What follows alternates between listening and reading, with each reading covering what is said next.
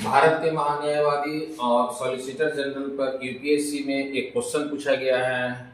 निम्नलिखित कथनों पर विचार कीजिए। भारत का सॉलिसिटर जनरल एक संवैधानिक पद है। पहला स्टेटमेंट दिया जा रहा है कि सॉलिसिटर जनरल जो है एक संवैधानिक पद है। दूसरा स्टेटमेंट दिया जा रहा है क्या, भारत का सॉलिसिटर जनरल भारत के महान्यायवादी की सहायता करता है।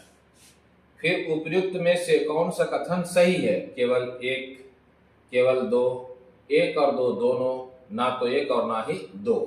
तो यह यूपीएससी में जो क्वेश्चन पूछा गया है इसमें थोड़ा सा कंसेप्चुअल पार्ट रखा गया है। ये सॉलिसिटर जनरल जो है वह एक संवैधानिक पद नहीं है। इसका मतलब स्टेटमेंट एक गलत हो गया, तो एक गलत हो गया तो यह भी गलत हो जाएगा, यह भी गलत हो जाएगा।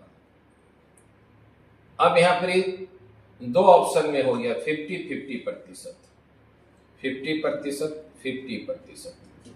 और जब एक गलत है तो अब दो के विषय में थोड़ा देखते हैं।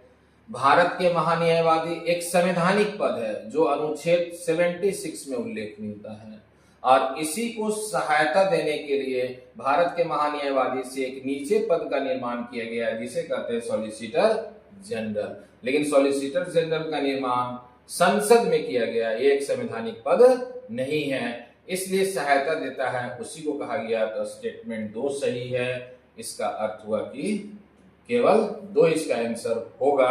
भारत का महान्यायवादी अभी कौन है?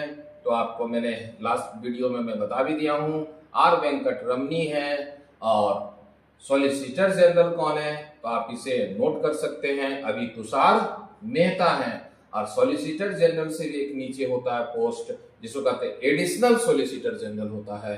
तो यह 3 पोस्ट हो गया, भारत का महान्यायवादी, एक सॉलिसिटर जनरल और एक additional solicitor general. All the best.